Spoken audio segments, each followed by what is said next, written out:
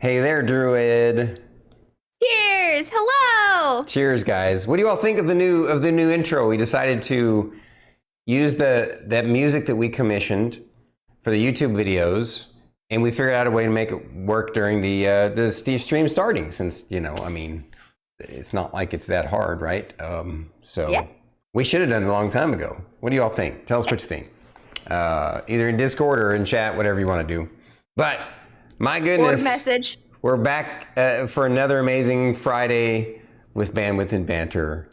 Yay! So, how you doing, Lady Banter? I'm doing great. I'm not as sleepy as earlier. I can I tell. sat in some sun. I can tell. I feel way more perked up. Perky is a good word. I just needed some sunshine. Indeed. That's all I needed. Like a plant. Anytime I need that, I go down and give Star Kitty a hug. So You're so cute.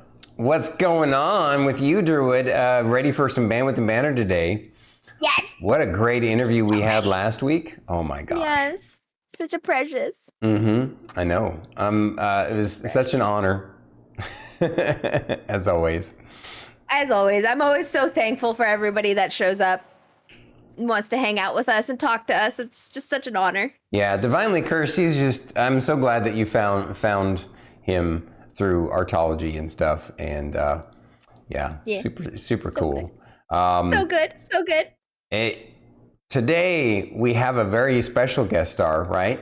Because yes, we do. This person was talked about by one of our previous guests, and this person inspired a lot of one of our previous guests' stuff, and has been inspired by. We're speaking of Edge 200 is the person that was the previous guest, and the person we're having on today is just a wonderful, warm human being, just a noble soul who has gone all in on taking care of people, and what a wonderful, warm stream. And then of course with the charity that he is a part of, we're just honored to have someone like him on the show, and that is Edge's good friend, the Tommycox. Let's have him on the show now, right, Druid? Ready? Yeah. Hello, everybody. Hi. I'm Tommy, the Tommycox. I am a family-friendly streamer here on Twitch, the purple YouTube, and I play a lot of Sea of Thieves. But we do charity streaming here, so everything that comes through stream goes to Extra Life, which I'm sure we'll talk about in a little bit. I don't want to ruin too much. Right. No, I appreciate you. That's exactly what we like. We want you to highlight what's most important to you about your stream, so that folks know, so our viewers know more about you and what you're about. And it's super cool to have you, sir. Thank you so much for joining us. Absolutely. So with that said, I think it's time for us to jump straight into it, into the questions. What do you think, Druid? You ready? Yeah, let's do it. Okay. First things first. Tommy Cox, please share a boring fact about yourself. Oh man, a boring fact about myself. I think my boring fact, I don't think it's that boring, but I think it'll be boring to a lot of people. So I don't drink, and I feel like that can be boring because I say I don't drink, and a lot of people are like, why don't you drink? Like that's kind of boring, but it's just something I like, staying in control of myself, and I'm not really super into the party scene either. So it's just something that I do that I feel like a lot of people may not do, but a lot of people may see as boring. So kind of a different boring aspect. And I support you. Yeah, I was gonna say. I also don't drink. Oh, cool. Okay, so I've already learned something this interview. So yeah, cool. I rarely drink. I have in the past, but to be honest with you, I've never really liked it. For some of the same reasons. I don't like the idea of feeling drunk. It doesn't feel good to me. I know some people like the feeling out of control, but honestly, I can get out of control without without it. So. Right. and I do enough stupid stuff anyways. Right, exactly, yeah. And then on top of that, like I have like acid reflux and GERD, and alcohol is a no-go there. Like, forget it. So yeah. Right. I used to be a big partier when I was young, and I got it all out of my system. Right. All out of my system. I don't want that anymore. That's good stuff. Good stuff. So Tommy Cox, jumping into the nitty gritty questions a little bit right off the bat. Okay. How did you pick your Twitch name? What was the inspiration? So we kind of had an inside joke when I first started streaming. I guess it wasn't really an inside joke, but if I had picked the Twitch handle thetommycox and my name wasn't actually thetommycox, and my name was Greg or something, and revealing that like two years down the line, I think it's fairly obvious my name is actually Tommy Cox. So it was just something that came out in middle school when we were picking our emails. A lot of people had their emails that were not like super professional handles or anything, and I didn't have one at that point. So I said, well, let me make sure I've got something that when I get down the line, then it's me. It's not something I have to worry about emailing a teacher and it's some weird combination of I guess words. So I said I'll just do the Tommy Cox because this is my email and it's just something simple before my name, and it kind of stuck. So well, it's really marketable too. I love it. You and I kind of have and in terms of sorry, go ahead. No, you go ahead. I was gonna say in terms of a Twitch handle, then it helps me from having to worry about hiding anything, right? Because I mean, I'm the Tommy Cox on everything now. It's kind of stuck with me, and I kind of had the idea of maybe switching it up for something on Twitch, but I was like, it helps people find me. I mean, if people want to know what I'm up to, that's what it is. And I don't want to have anything to hide either when it comes to real life friends or coworkers. I want to be the same person everywhere I am. So kind of, especially using my name and using the same name I use everywhere else kind of helps with that. Makes me not have to worry about trying to be a different person in different places. Yeah. Wow. I love it. I can definitely appreciate it because you and I, in a way, sort of have that in common. So, and when you meet people in real life, then they don't have to decide whether to call me by a gamer tag or my real name because it's the same. Yeah. Listen. Ditto.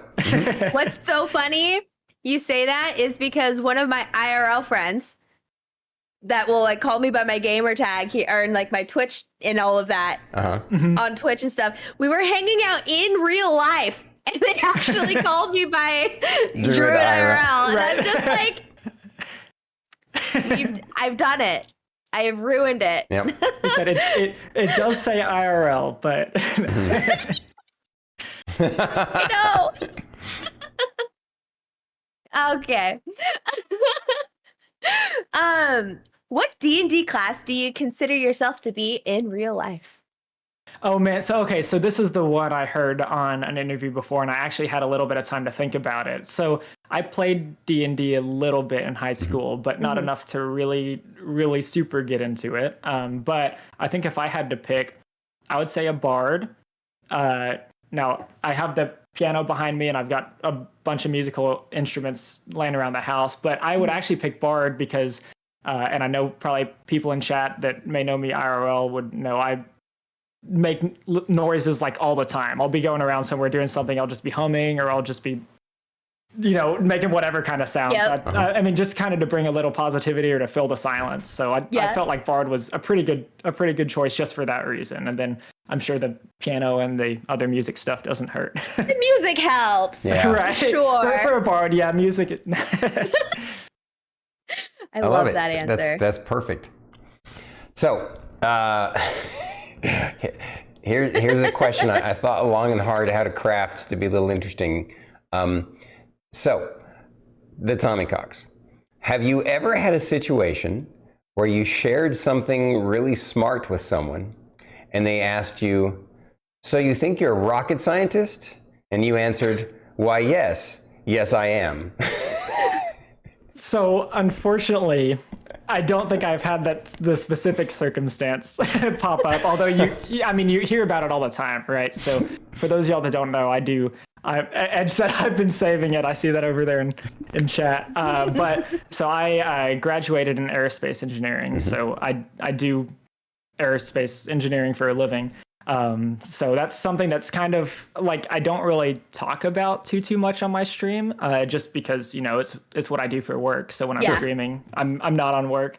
But yeah, I don't think you always hear about it that when you're, I guess, in college and you're doing aerospace engineering, like there's always the inside joke, it's not rocket scientists, but I don't think I've actually had it happen. Now, here where I live, there's a lot in the aerospace industry. So like there are all kinds of places that you can get shirts that say stuff like that too. Like actually it is rocket science and stuff like that. But yeah, I don't think I've actually had it happen yet. I'm still waiting, organically at least. And if it happens, I am so excited to hear about it. Indeed, so I.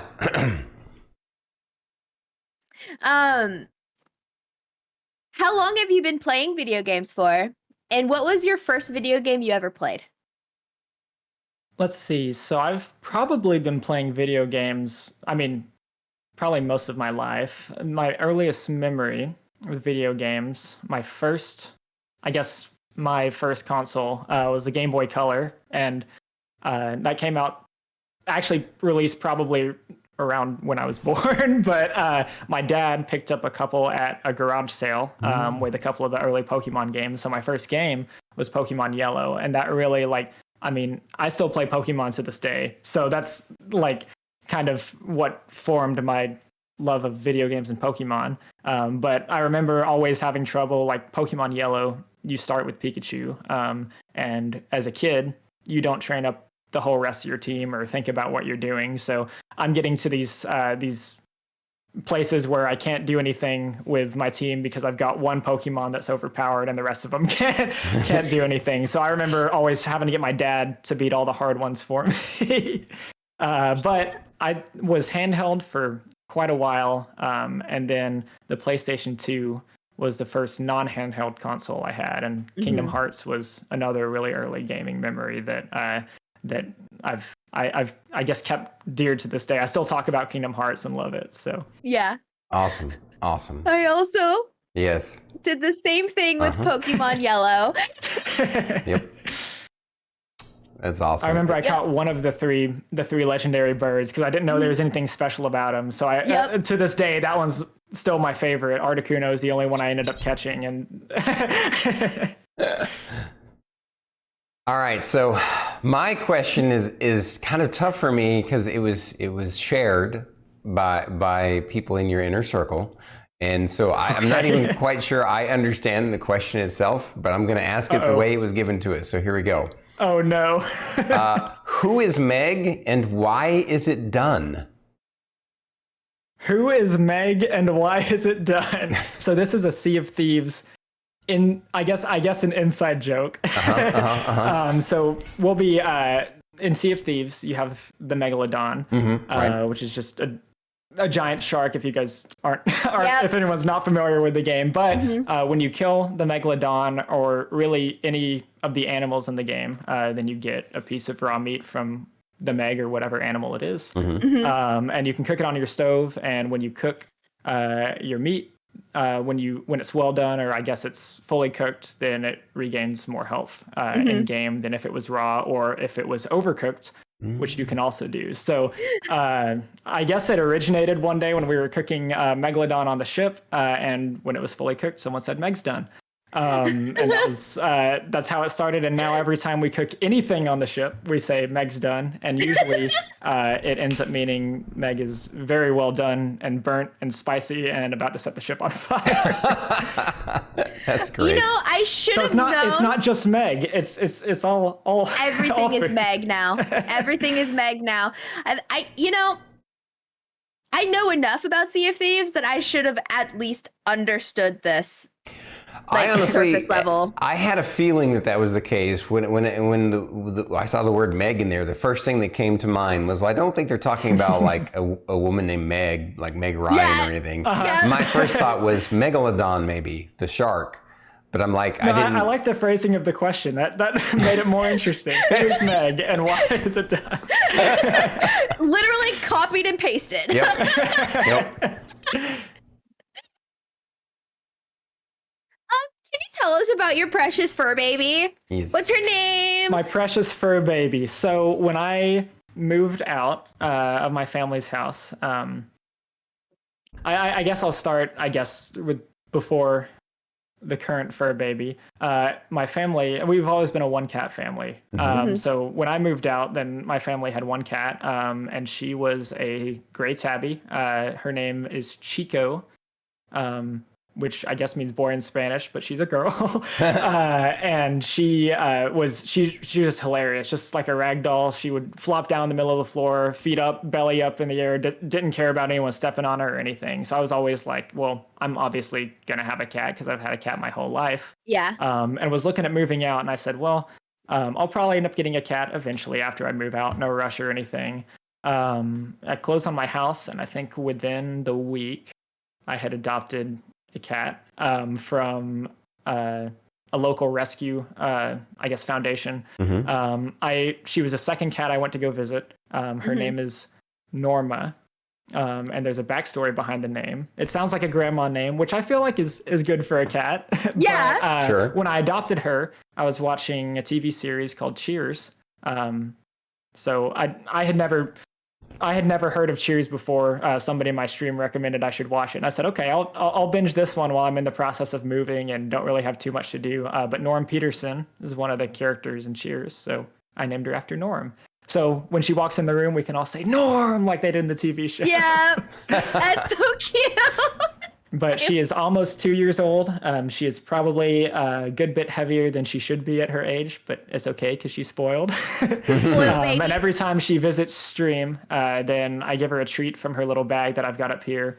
And I let her get on the desk for this purpose only, and feed her the treat right next to the mic so stream can hear her crunch on the treat.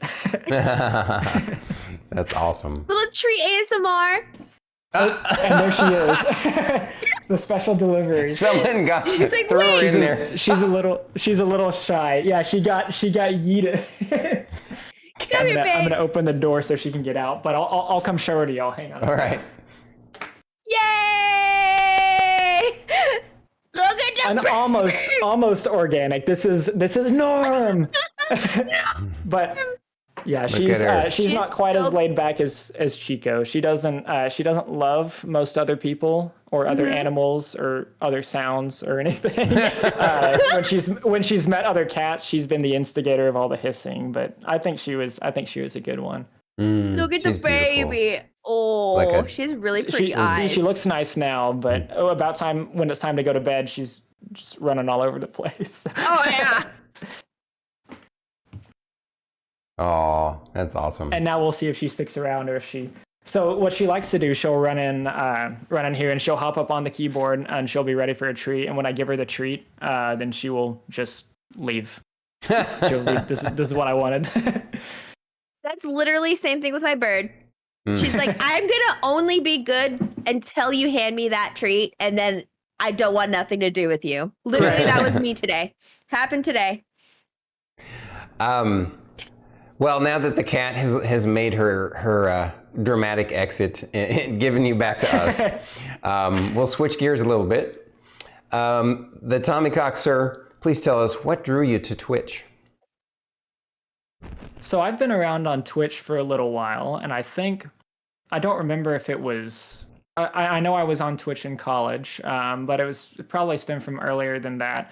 Having played Pokemon, I know when X and Y came out, then I was really interested in watching people shiny hunt and kind of get into that aspect of Pokemon. So not really like the story playthroughs, but doing anything post game, like finding special stuff or but I think that was kind of where I got started on Twitch. I had a couple people I watched that don't end up streaming anymore. That was when I was really, really young. But I had kind of been around for a while, and then I got into college, past early college, and kind of dropped off of watching a lot of Twitch and YouTube because schoolwork can be tough. Sure. Yeah. But I got back into Twitch during the pandemic. I actually had this is probably going to lead into a little bit of another subject, but okay. so I listen to a lot of hardcore metalcore music. Nice. And so I go to a lot of concerts. And obviously during COVID, concerts weren't around anymore. So the streamer that got me back into Twitch was the vocalist of a band I like to listen to a lot, had seen a few times, called Fit for a King. So he had started streaming during the pandemic, during the lead up to their band's next album, and kind of doing like listen throughs of all their old work with other members of the band live and stuff like that. So that's kind of what got me back into Twitch. And then through him and his raid and raiding out people that he knew locally, I was introduced to another community that kind of got me inspired to start streaming. So I like to tell people, because like now a lot of people don't know that, because I guess I've made enough of another community, because the Extra Life Lexington community is completely different than the community that I guess came in from on Twitch. Right. Yeah. It's almost like kind of a fun fact. It's like, hey, actually, I might not be here if it wasn't for this one random vocalist of this metal band, right? Yeah, That's a great story. Shout out to that guy. We love him. But yeah, so definitely kind of a weird like progression of events, but I'm really glad it happened the way it did, because even though it may not be like a direct link or anything to what I'm doing now, then it definitely helped me get there. So yeah. Yeah. Right on. I love that. I do too. What did family and friends think when you told them you planned on streaming? So I don't know if I really advertised it to my family too much. I guess I had to have at some point, because my first webcam that I got was a birthday present from my mom and dad. So I guess I had it on a list or had mentioned it sometime.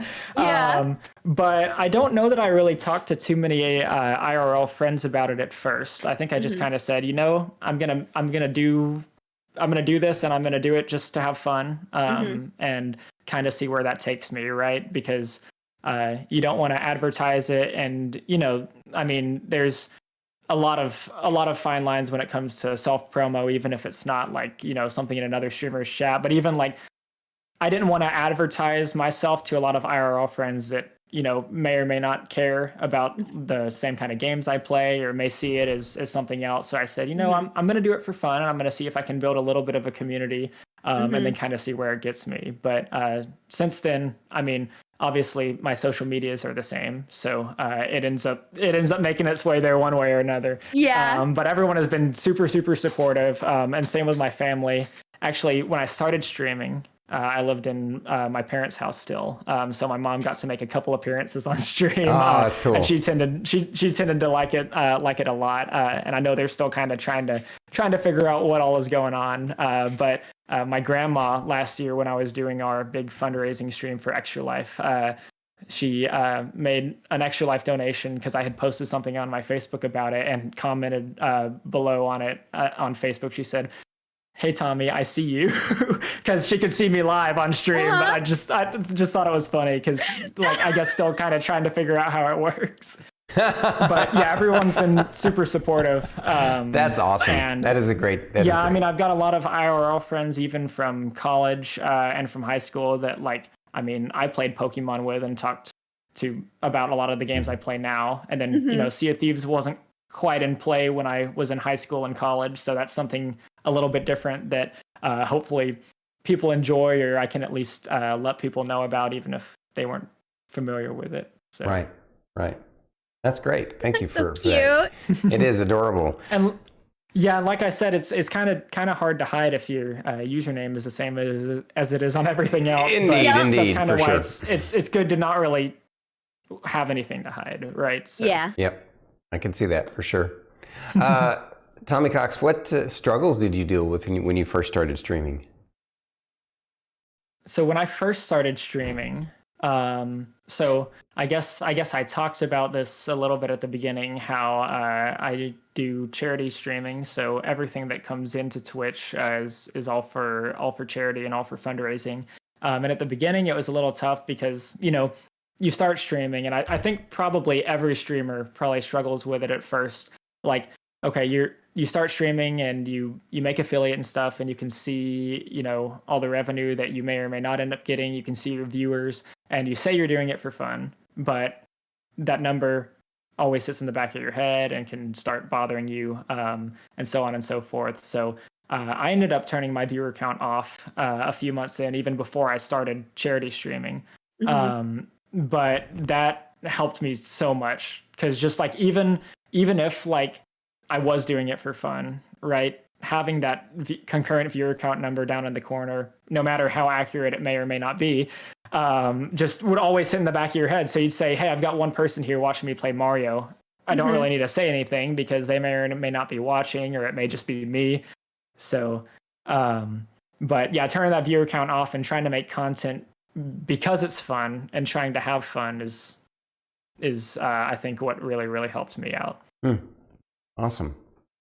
Yes. And then it was kind of the same with revenue too, right? Making the jump to doing full-time for charity, instead of, even if it was, the revenue would have gone to something for streaming. It's like, I want this to be for fun. I don't want to have to worry about, you know, how much I end up getting, or if I'm going to be able to get this cool thing for stream or whatever. So it's just less things to worry about. And it just makes everything 100% fun when it's not, you're not trying to gain anything out of it, right? It's just the community, and try not to worry about viewer counts or anything. So yeah, that was probably my biggest struggle was the view count. Gotcha. Yeah. Thank you. You're right. What tips can you share to future streamers? Well, so I think I touched on the turning the view count off. I'm a big advocator for that one, just because, like I said, it helps you not have to worry. I mean, finding stuff that makes you stand out. I mean, so I've got an incentive for my stream this year, that whenever we get a $1 donation, then we build one piece of a Lego set. So we're doing the Lego Saturn V this year, and, you know, just kind of stuff like that helps you stand out. We've got our draw a Pokemon from memory channel point redemption, and our put on a Hawaiian shirt that stack if people redeem it multiple times. But I think finding stuff like that you think is fun, maybe even a little bit embarrassing sometimes, can help you stand out, instead of, you know, just trying to play the game and not really provide too much commentary. I think just being yourself and having those little things that may help you stand out, or may get you embarrassed will, I guess, give a little bit more personality to your stream and your content.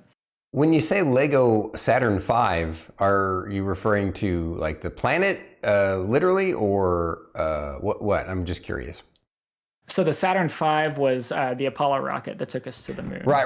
So, Sorry. Yeah, it's the Lego Saturn V set. So I've actually got it right up here, and we're about one stage in, and I'm worried for how massive it's going to be when we finish. But it's just the bottom of the rocket right now. Oh, right on. That's awesome. Cool. Heck yes. That's a neat idea. I really love it. One of the reasons I asked is because there was a sci-fi movie in the 80s called Saturn V with Kirk Douglas. Oh, cool. Yeah. And it made me think, wait, did they actually make a Lego of the of the robot that was in that? Oh, that would be interesting. Yeah. But at any rate, what do you enjoy most about streaming?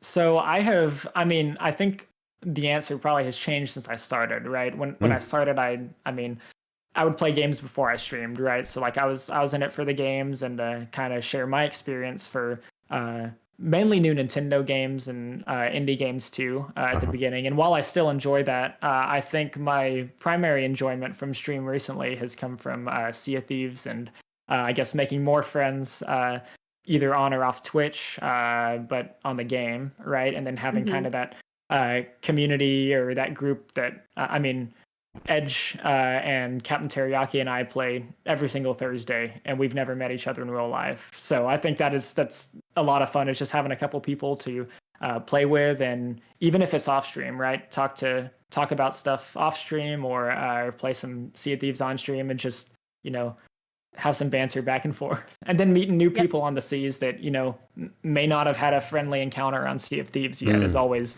a lot of fun. Yes.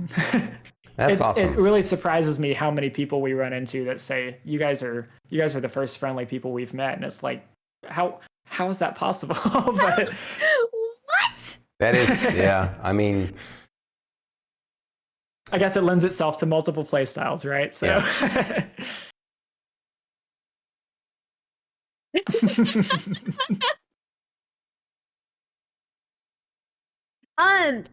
So what inspired you to focus on like being a fundraising streamer? Like, what was that switch like? What made you choose that? Like, how did that decision process happen? So let's see. I guess I told you guys the communities that I started with and then the fundraising community weren't quite the same. So I guess I kind of need to start with where I found that community. So obviously, as with Edge and probably everything else is hidden so far, it started with Sea of Thieves. Yeah. So I had a group of us, and this was before I met Edge. We were a couple of us were sailing, doing a emergent world event. We had another ship come in on us that was trying to fight us for this event. And we were fighting. It was taking forever. Neither of us could sink the other one. And I jumped off the boat onto the island to grab a gunpowder barrel to try and blow up their ship with, because that seemed like it would be fun. And I got to the island and ran into another crewmate from their ship that had the same idea, carrying a gunpowder barrel, and we blew each other up. And said, I think we should probably just do this world event together. So that's what we ended up doing. Those two people were Tuba Taylor is one of their usernames, and the other one is Trashik is what her username is now.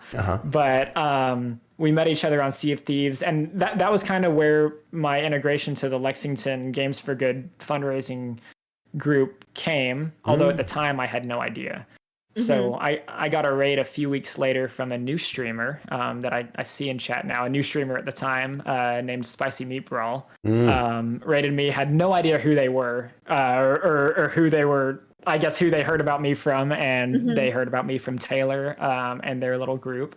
And then just kind of from learning about their community and seeing the streams they hung around in and kind of getting involved, then I got to meet this awesome group of people that is Lexington Games for Good and did charity for Extra Life. And they all raise money for their local children's hospital.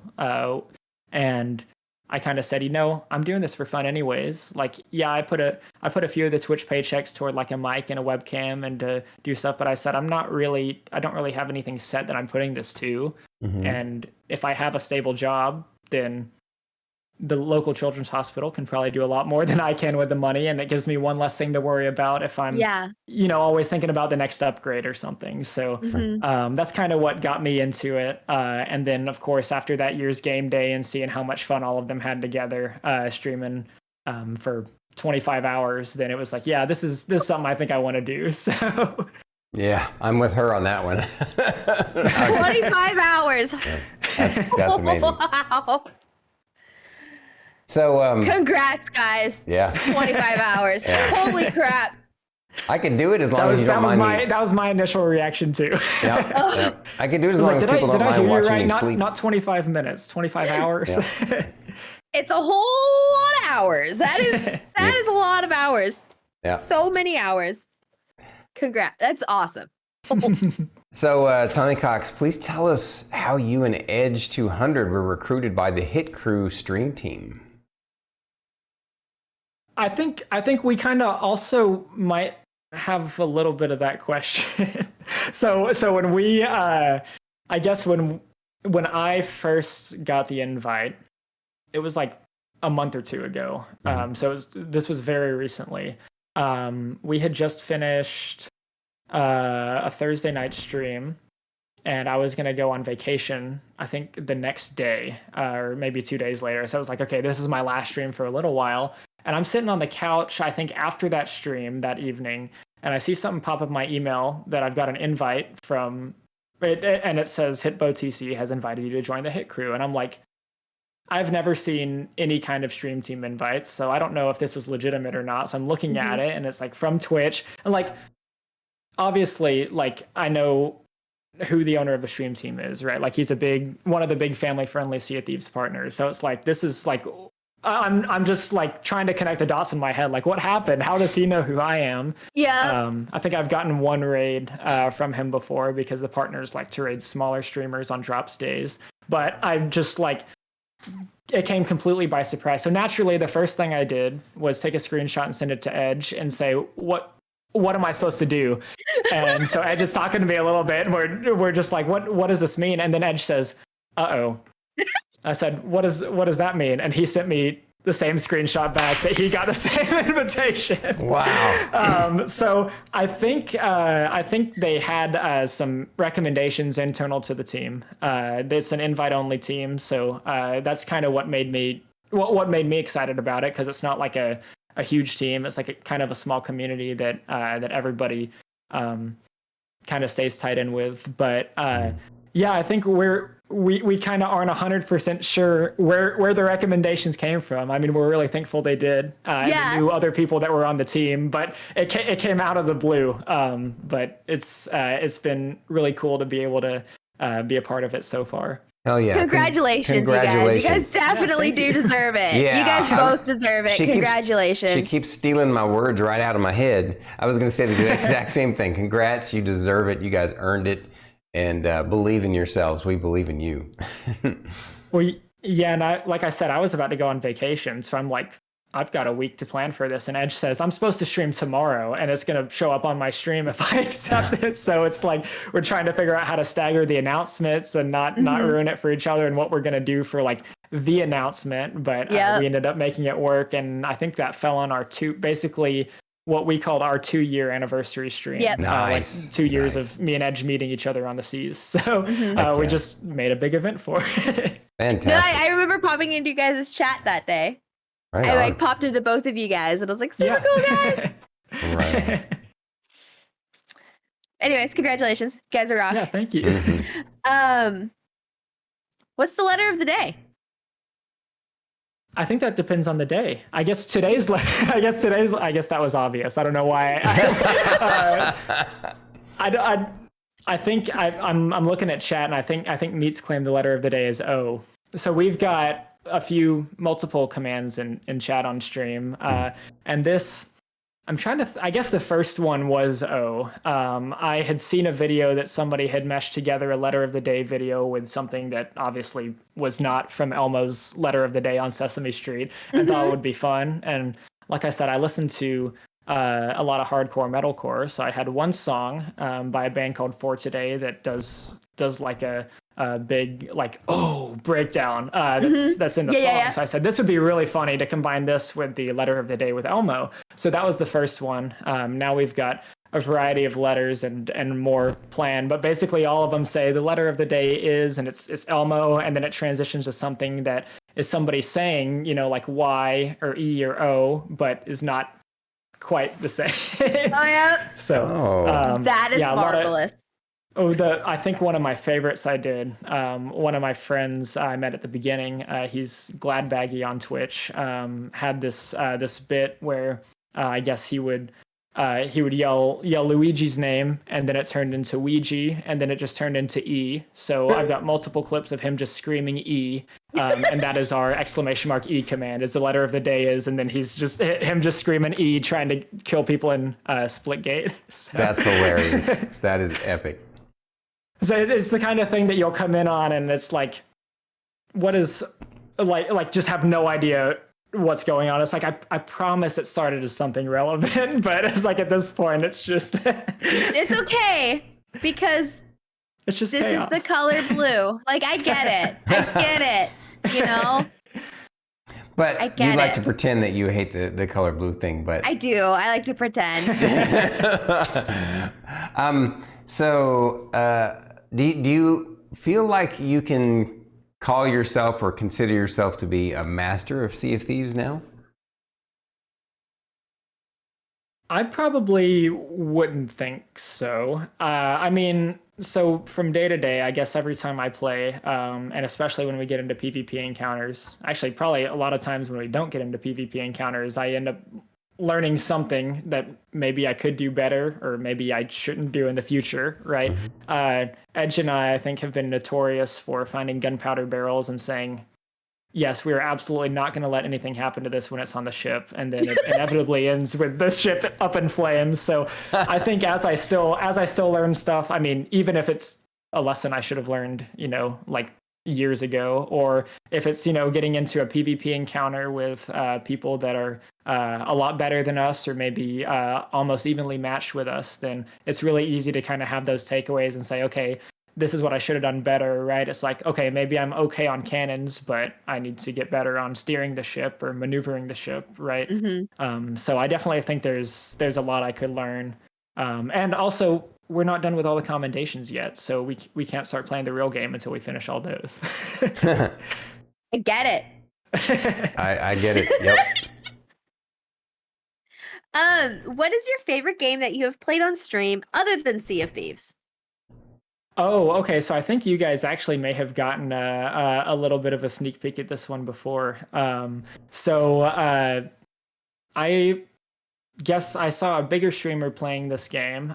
His name is Blurbs, and I like to watch him play a lot of Sea of Thieves because he does solo only Sea of Thieves streams. But every once in a while, he'll pick a different game to play.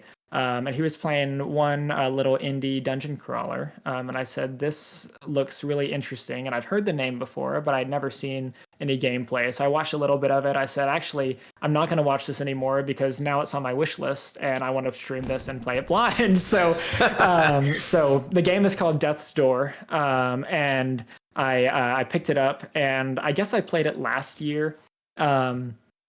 And it's you're just this cute little bird with like a red sword that looks like a lightsaber, and it's a dungeon crawler game. You're fighting enemies, you're fighting bosses, and the art style is incredible. If any of y'all are familiar with a newish game called Tunic, it looks very similar to that, almost like, I guess I don't know how to describe it, but it's similar to that if you know what Tunic is and you don't know what Death's Door is. But yeah, it felt like I knew it was a little indie game, so I kind of expected it to be, short and sweet, and fun, but kind of like I felt like it was gonna kind of reach a little bit of what I wanted, but then kind of leave me wanting a little bit more. And I like from the minute I jumped into it, it felt like what I wanted from like a new Zelda dungeon crawler that I had never played before. Because I've pplayed most of those, so the experience isn't the same after the first time. But like jumping into it, not expecting it to be anywhere near as good as it was, I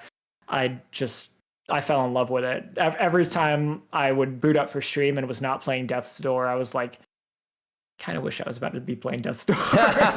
So, it wasn't near as short as I expected it to be. The gameplay, the mechanics were a lot of fun, and like it felt like Zelda, which I thought was awesome too. So yeah, right on. I love that.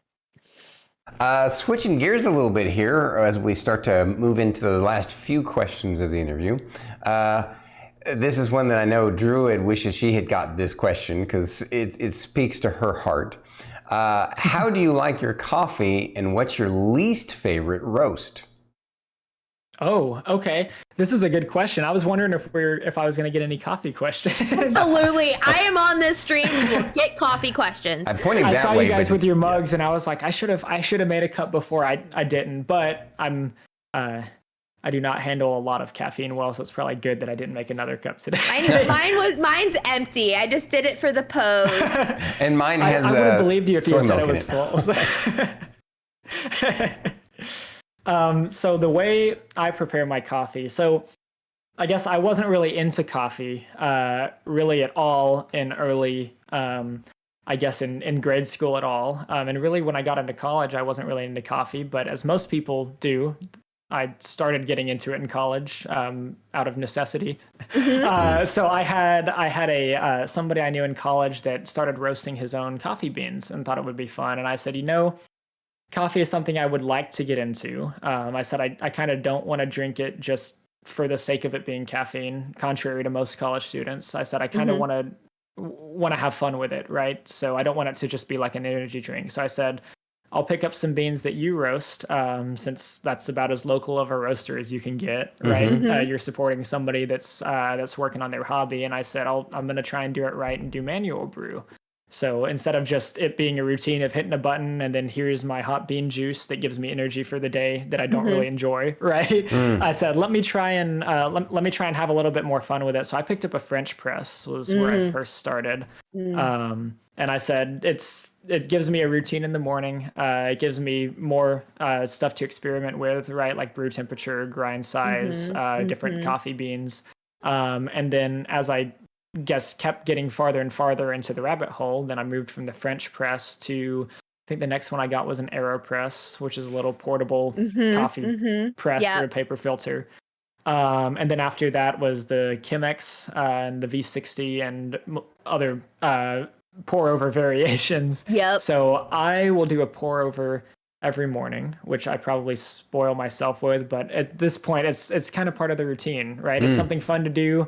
I know what makes it consistently what I like. But if I want to do something a little bit different, then I can throw off the grind size a little bit, or say I want to get these beans this time, or I can use a different brew method. But I don't usually put any cream or sugar when I make it myself, just so I can see if the coffee tastes how I want it to taste. Now it's weird because when I go out to coffee shops, I like to get the specials. So I'll always go and say, what's your seasonal? Because I always fall into the FOMO trap. I say, I haven't had this before. It's not around for that long. It's like, I need to try it before it goes away. So I have not jumped into espresso from home yet. I'm hoping that's going to be soon, but I gotta find a machine that's not going to break the bank. And then I know once I get the machine, then you have to worry about the grinder. And then it can be a lot. So not that it's not already a lot, but I like to have fun. It gives me a way to wake up. Sometimes it's probably a little easier to mess up if you're tired, but I don't know. I like the routine of manual brew and just the idea of learning as you're going, instead of it just being a routine for the sake of routine. Yeah. So I'm a big fan of coffee. Did you find your least favorite roast while doing all this experimenting?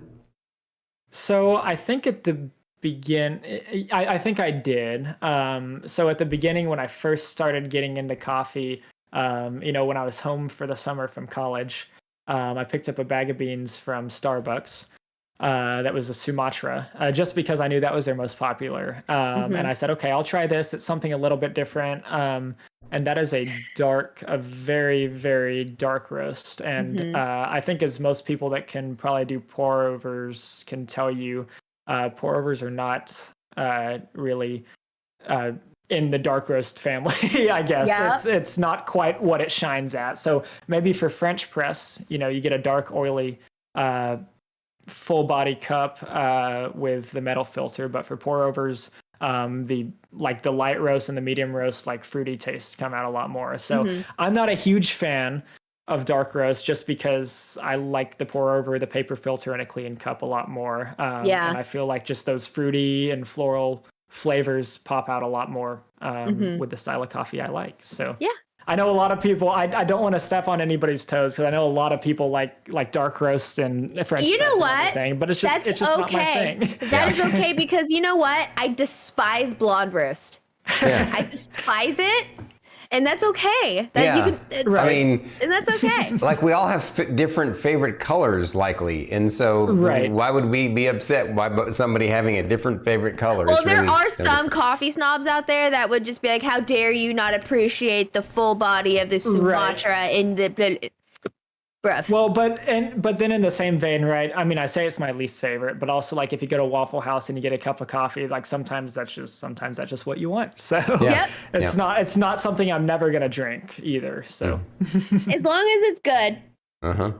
I have people that are surprised, like, if I'll go on a trip somewhere and say I don't bring anything with coffee, or I assume there's going to be something there, and like I get coffee from a restaurant or something that's obviously like some kind of batch brew or pre-made, then people will be like, you're drinking this? And I'm like, yeah. It's like it's not that I hate it, it's just I like to make what I do at home, but it's not that I'm gonna completely write off anything else, right? So I try and keep that I guess, misconception or that gatekeeping away a little Yeah. bit. You know what?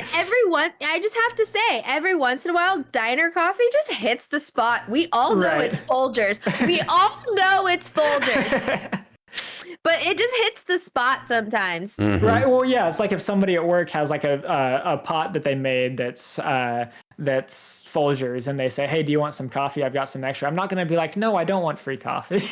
And like it's every once in a while, that's what you want. So Right. Yeah. Right. I'm going to ask one more coffee question really quick. What's your favorite seasonal drink? Ooh, Your my favorite bougie seasonal drink? Oh, that's a really good question.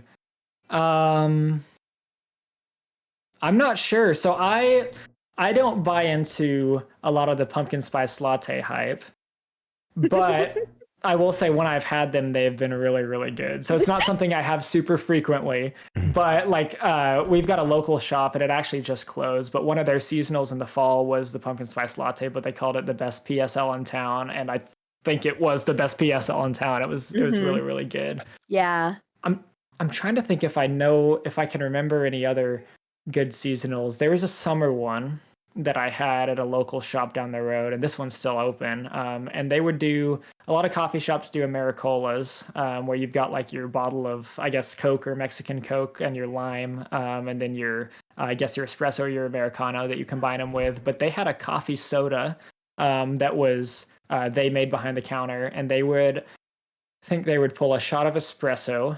They would do orange rind and orange juice. And I don't remember what else they put in it, probably vanilla and some other things.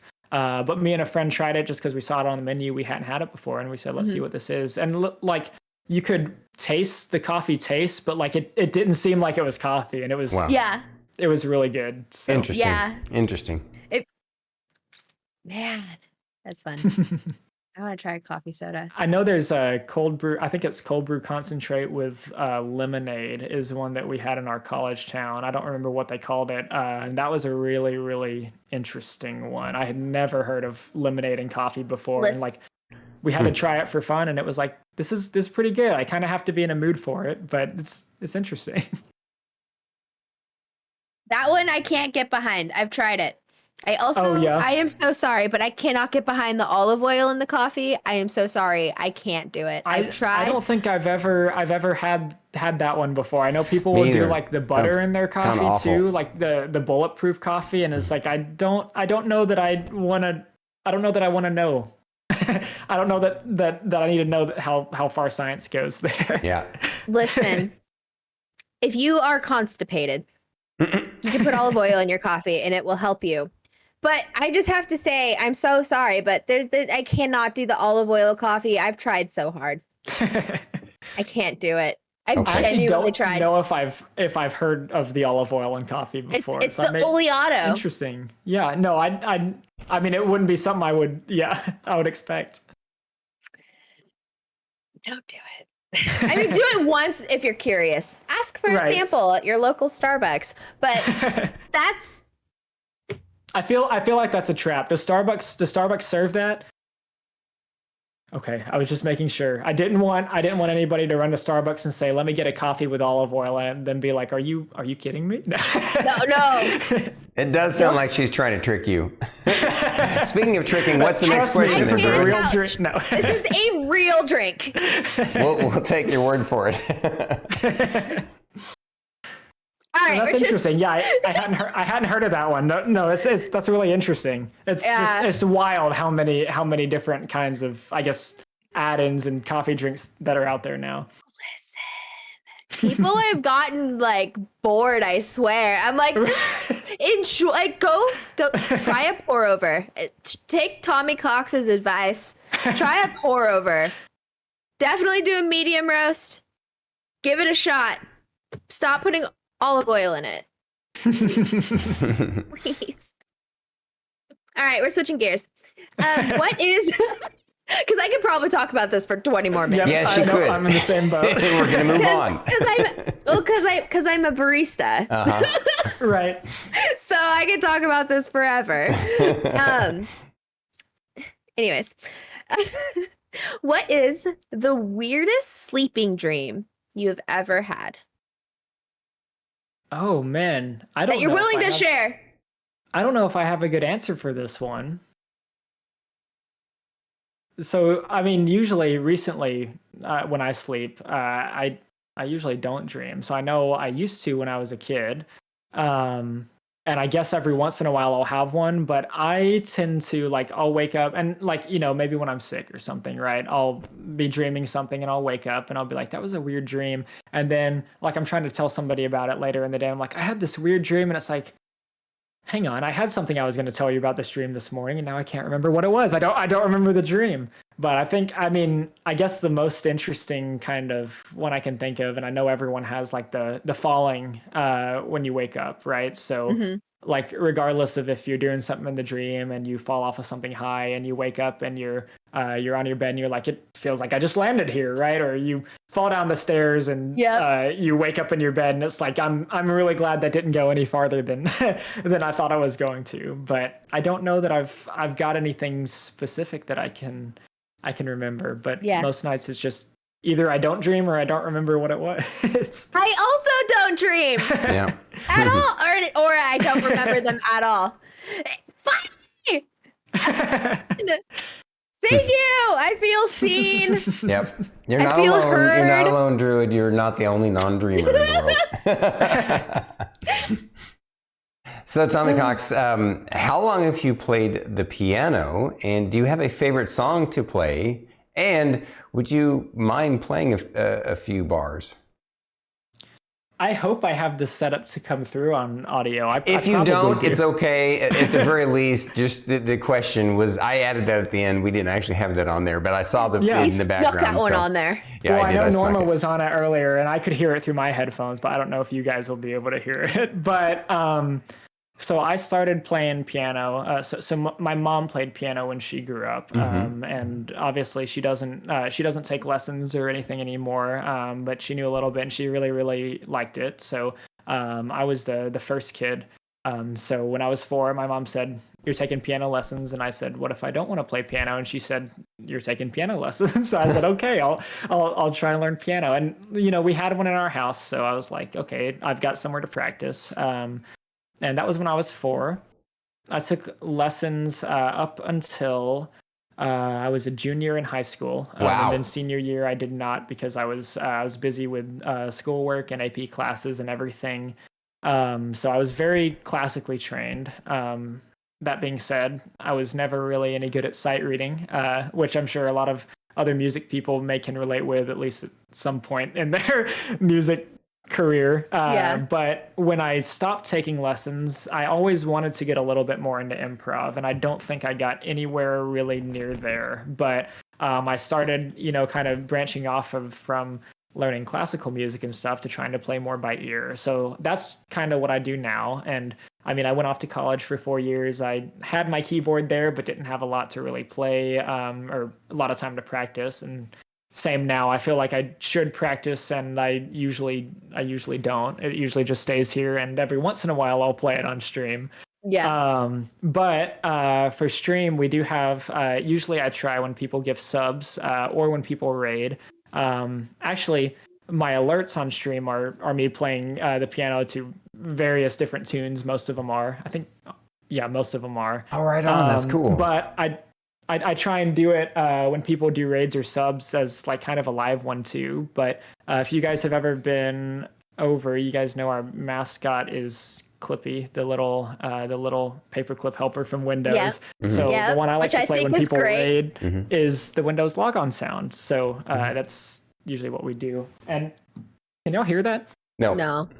Okay. Well, it was. You guys will just have to stop by and see. Yes, Absolutely. That's right. So everybody in chat, go follow him right now. Yep. And then when you go in there, you gift a sub to be able to hear the tunes. And it'll go straight to his charity. Oh, that's true. Yeah. Yeah. It'll go straight to the charity. It all comes full circle. That's right. All right, you get the last question, dude. You got this. Final question. Final question.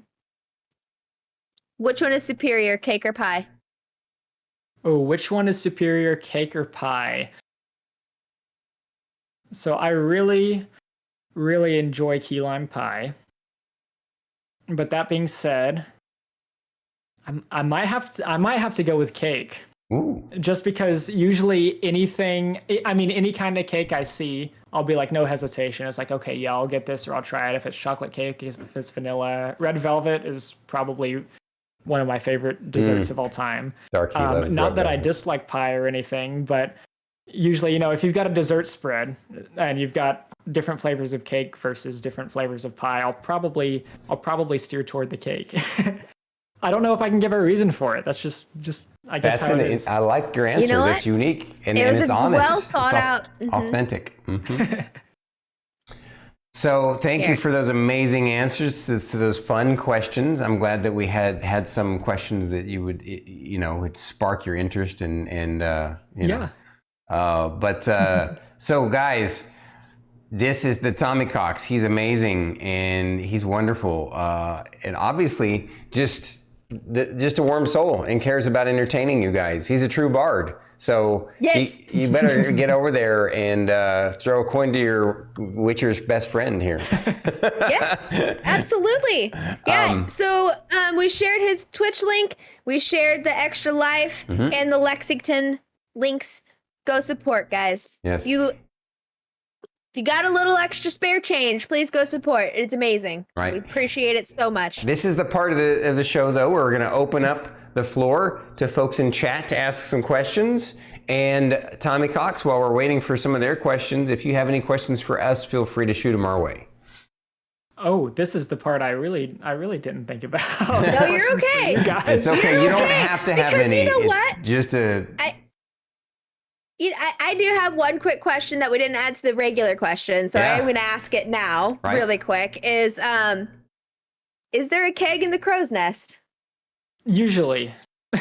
And usually it will blow up if I guess any combination circumstance. We have one that Edge is particularly proud of, I think. I was standing up in the crow's nest and I had a keg up there, and Edge said, "Hey, do bubble sticks pop kegs?" And the bubble stick is the trident. That's what we call the trident of dark tides. And you kind of charge it up and it shoots out a big bubble and it does damage. So I was like, it's a bubble. It probably shouldn't pop kegs. And I said, yeah, I think it does. And by the time I had contemplated my answer and gotten to it, Edge had already charged up and released his bubble. And about the time I said, yeah, I think it does, then there's a big explosion and and it did in fact pop the keg. That's awesome. So usually it will find its way to an explosion one way or another. I would like to say more often than not it's on somebody else's ship, but that may or may not be true. Gotcha. That's the amazingness. But we keep picking them up anyway. Yeah. You know what? You know what? It's okay. It is. That's beautiful. I think it's fun because Spicy Meat Brawl has a question.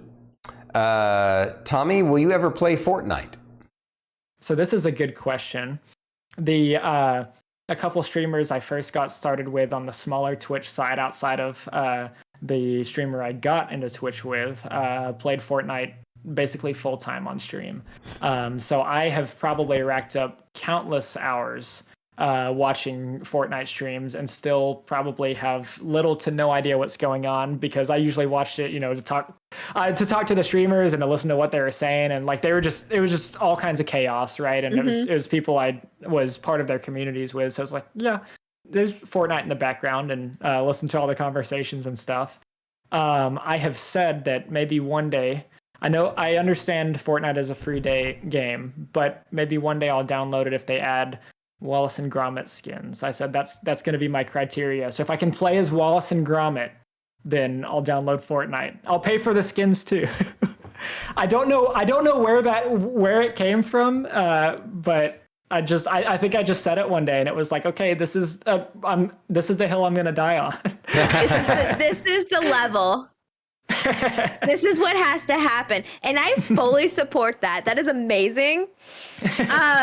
BT asks, I'm interested in the aerospace side, but since I know personally the NDAs that go with the job, I'm going to stick with how did you end up in the industry?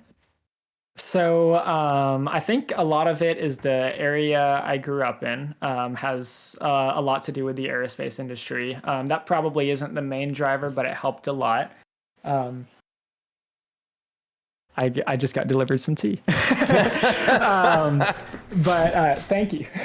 But my dad graduated in aerospace engineering and has worked in the aerospace industry. And he's worked in aviation, he's worked in structures, and he's worked in the space side too. And he currently works in the space side. So kind of the area I grew up kind of lent itself to a lot of aerospace.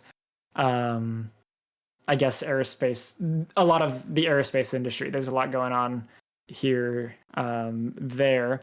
But because my dad graduated in aerospace, I'd kind of been around it already. And I had always been interested in space and rockets to the point where the high school I went to had an engineering academy program. You had a few courses that you could do for engineering. And my junior year, they added an aerospace engineering course. And at that point, I'd been like, I don't know what I'm going to major in college, but it'll probably be some kind of engineering. And they added that course, and I was like, this is kind of a no-brainer. Yeah, I'll take this one. And then I went in freshman year. I said I want to do aerospace engineering and stuck with it. So I think just me being always interested in space and the stars, maybe not even particularly aircraft, but like rockets and everything, really, really helped. My dad being in the field and kind of helping ignite that interest. Cool. As well. Yeah. That's awesome. I have a question for you. So I do work in the space industry. I had looked a little bit in the aviation industry, but I said this is what I got into the field for. So this is what I want to stick around doing. Right on. I think it's awesome that you do that. I have a question for you. Was that Hannah Perry, and who is she? That was Hannah Perry. Hannah is my girlfriend. Right on. And she's hanging out here today with the cat and doing some homework on the weekend. So she's the one that delivered Norma and delivered the tea. Thank you, Hannah. So the answer to Hannah's question, does Tommy want some tea, was yes. Yes, apparently. Even if I didn't answer it on time. Even though you weren't the one that answered, somebody answered for you. They knew. They know you so well they can read your mind now. That happens with Druid and I all the time. Yeah. And Banana Tom and I, and Banana Tom and her. Yep. Fun fact: Banana Tom's aviation. Yep, he's an aviation engineer. Awesome. Awesome. Yep, so there's a game I got really into. I saw somebody, I guess I saw a tweet about it or something a year and a half ago or so, and someone was playing a game that looked like The Sims. It was like a simulation type building game. It's called Airport CEO. I think maybe somebody rated me and were playing it, and I'd never heard of it before, but I ended up downloading it and playing it for a few streams. I still have people that ask me to go back to it, and I don't have there's not enough hours in the day for me to play all the games I want to, but if Tom is in aviation and likes to play games, then Airport CEO was a whole lot of fun. You basically build an airport, and it's like I guess it's like The Sims. you build and run an airport. Interesting. You want to get this other question? Well, guess what? I just messaged him it, and it's going to end up in his Steam account one day, and I'm going to bother him about it. So you want to ask him this one? Will you ever play a really scary game? So I have tried to avoid really scary games on stream just because I know I don't like playing them even off stream because I'm very easily scared. So like I'm not the kind of person that goes to horror movies and stuff. I did consider Phasmophobia for a little while, and I didn't quite get there, but I know I'm a family-friendly streamer, so some of the really scary games may not translate too well, just in terms of game content itself, right? Not that I don't think it would be funny for people to watch, because it would be hilarious to watch me scream like a girl, probably, but for me, maybe not. So I'm not 100% sure. I don't really have any plans to, but I wouldn't say never. Now Hannah has and Robo Ninja have noted the spider game with the fire. I found this game last year off of somebody else streaming with us for Extra Life. I played a game called Kill It With Fire, and it's basically a game where you're somebody and you've got this whole host of sprays or bats or spatulas or flamethrowers to kill all the spiders in your house with, and you probably end up doing more damage to the house than you should. But it's got like the creepy music, like you open a drawer and then there's this big spider there, and then he runs away and you have to find it. So it's in my Steam library. It's just a matter of when I may get to it. Gotcha. So I'm sure that may not be the kind of really scary Basic was talking about, but I wouldn't say never to any of them. I know it would be entertaining. I just gotta find the right one. It's okay. I just sent that as a game recommendation to Aries. That's a great one for him. I've actually seen it, and it's kind of, if I remember correctly, it's not like super realistic looking. It's kind of a little bit cartoony, so it's not like it would actually be that scary. Yes, right. Yeah, it's just if you got the heebie-jeebies for bugs, like some people, definitely not me, would have. I'm not a bug fan. That was funny. So, Aries. Can you think of any questions for that you might have for us before we start to wrap up the show, sir? So I was going to ask you guys. I know there's been a lot of games released this year, but do you guys have any? I mean, any favorite games that have released this year? Or any games that you guys are excited for coming up, releasing soon? Wow. I know I've got a ton, almost too many on my list. So I like to hear what maybe other people may be interested in if it's something that may not be on my radar or may be something different. I have to say right now, Baldur's Gate has me just by the balls. Yes.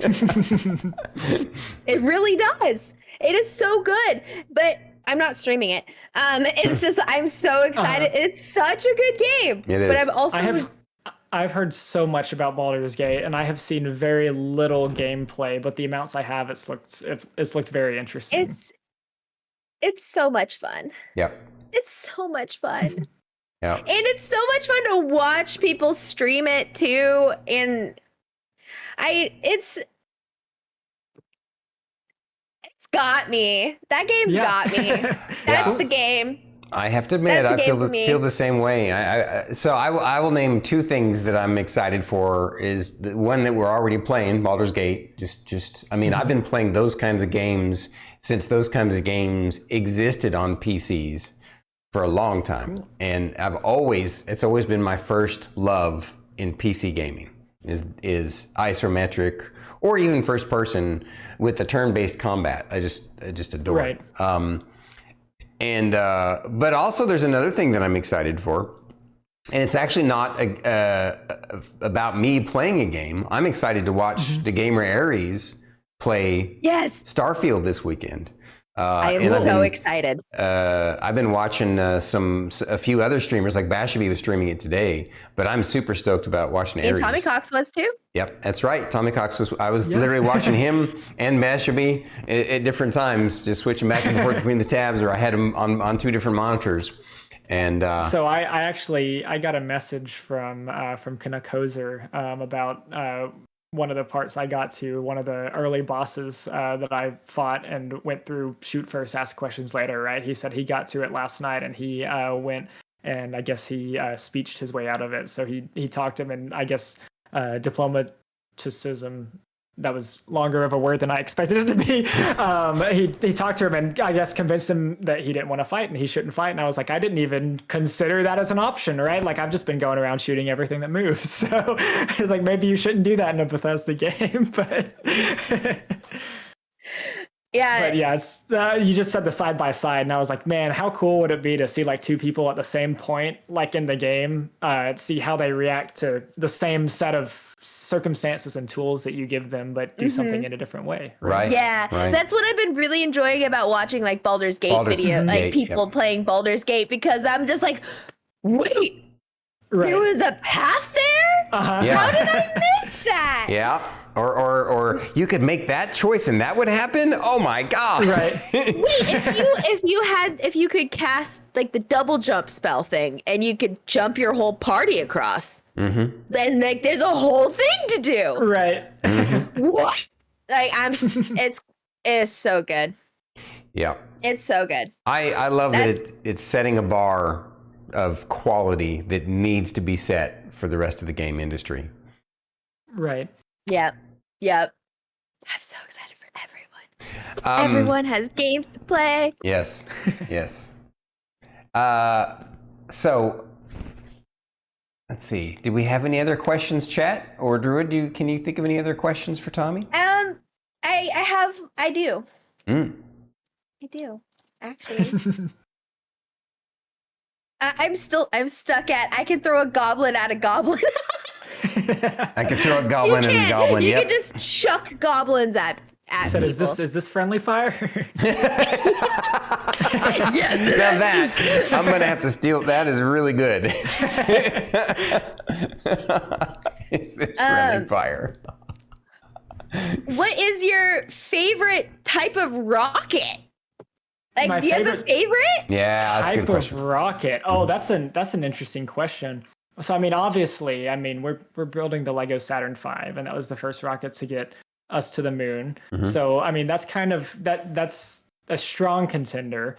I know SLS now, the big orange one that's supposed to return us to the moon, is also a contender because it's supposed to be, once it gets to Block 1B, the most powerful rocket, barring SpaceX working on their Starship. Yep. I think my favorite maybe, and a lot of people may not call it a rocket, they may call it closer to a plane, but the space shuttle I thought was really, really interesting, and kind of I kind of grew up with all the launches happening when I was young, right? So most of my local school system, my elementary school, was named after Columbia, the one that one of the first ones, I guess one of the two that exploded on ascent.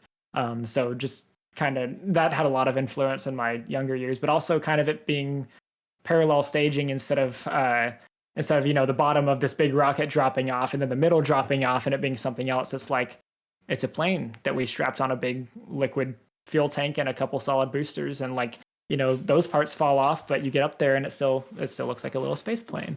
That's so cool. I love that. We got two more questions, and those will be the last two we take for tonight. I'm going to take this next one and then give the last one to Druid. Tommy, Basic Witch asks, which is your favorite ship of your fleet in Sea of Thieves? Ooh, that's a good question. Sorry, I'm hearing my cat play with her little toy spring right outside the door over here. So yeah, that's what That's okay. My favorite ship in my fleet. Okay, so I'll name them and then I'll tell you guys which one is my favorite. So okay. I've got two sloops. One of them is named the Mazda Miata. So yacht like a boat, but Mazda Miata like the car, because I drive a Miata. So that was kind of a collaboration. I wanted to name it the Mazda Miata, and I had people in my chat that said, put yacht in there. And I said, that's a good idea. We'll do it. So it's kind of punny. Yeah. My other sloop is called Nothing to See Here, which I thought was particularly funny because if you're hiding behind a rock or something and someone's just looking in their spyglass and gets the captaincy banner, Nothing to See Here, it's like, oh, there's no ship there. Move along. Right. Which I would just think, well, these are not the ships you're looking for. Obviously, no ship. Right. Yeah. So my brigs, I have two brigs, brigantines, but I actually don't think I've ever sailed on the second because the first one's name is so good. The second one's name is It'll Buff Out. So it's like if you run into a rock or something, it's like, that'll buff out. You can, blow up a keg on your ship. Nope, it'll buff out. We're good. But I haven't sailed on that one because the other brig's name is called the Heckin' Hot Dog, which I thought was really, really good. We've got a ! Hot dog sound alert. That's the King of the Hill auto tune. The Do I look like I know what a JPEG is? I just want a picture of a gosh dang hot dog. So we've got the Heckin' Hot Dog, and we usually sail on that one for brig nights. I feel like. And then my galleon is called the Freakin' Weekend, which is really good, but I think we probably normally sail on it on Thursdays too, so maybe not quite the weekend. I think my favorite, I was going to say the Freakin' Weekend. I think that's a close second to the Heckin' Hot Dog because I have two brigs and I haven't even sailed on the second one because I don't like to sail on the hot dog so much. Yeah.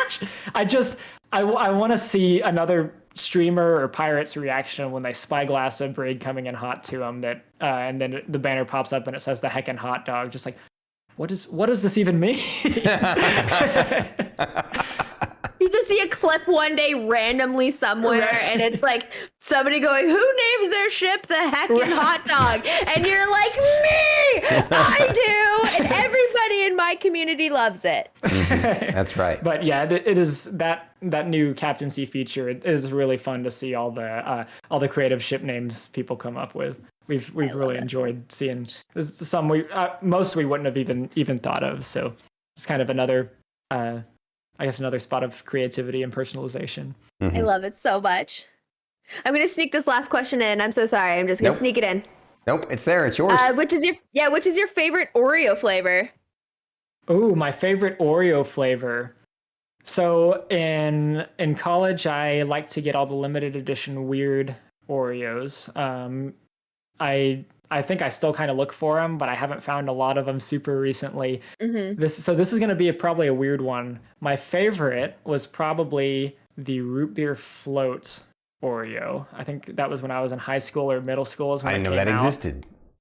So my favorite regular Oreos are the golden Oreos, but the root beer float ones were on golden Oreos, and they had like a layer of like the white, which I guess was supposed to be the ice cream, and then like a layer of brown that was the root beer, and I think maybe that was it, but it didn't quite taste like a root beer float, so I don't know if I can advocate for the accuracy. I just thought it tasted unique and interesting. You know how root beer almost has a little bit of a chocolatey flavor. That was kind of there, but then you had like the cream too, like with the Oreo. So I thought it was definitely unique, but I thought it was really good. So right on. Love that. There, perfect. All right. Awesome. There we go. Well, that's the interview. I appreciate you so much, Tommy Cox. Folks, please, this is the kind of people that we want to support on Twitch and in the world, because he cares about others and takes care of others and takes care of him and his family and his friends. And we appreciate him for coming on the show. Please drop him a link, drop him subs, biddies, all of your stuff. Take care of Tommy Cox, man, and his team. And especially if you're Sea of Thieves fans, oh my gosh, you should be watching this Dream Team and checking out he and Edge 200's team ups every single time. So good. I don't have enough time in the day to watch all these amazing people, and I'm so sad about it. I do. I wish there were like 18 hours in the day more than there are the already. waking day. Yeah. I feel the same way. I said I work too much to have this many streamers I want to watch. So. I know. Sucks. All right. Sucks. Well, thanks again, Tommy Cox, for coming on the show. It was an honor to have you. I appreciate you, sir. Yeah, and thank you guys for having me. This was awesome. I'm glad you guys invited me. You betcha. I'm glad you had fun.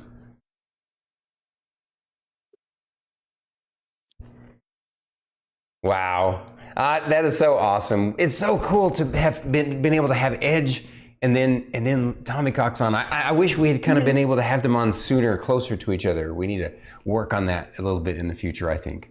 But on take 2. Yep. We'll have them one week after another. We'll try to make it work. There we go. That's a great idea. In the future. Next year, guys. It's such a pleasure and honor to have them on the show. Holy crap. Yeah. It was so good. And you know, he's special peeps for sure. Yeah. So good. I just love the do things because it's fun and do something good with it. I think that's just the ultimate thing, and I love it so much. It makes me so happy. So everyone, please just go do the things. Go send him all of the things. Yes. Go follow him. We got it. Please. So who do we have on for next week?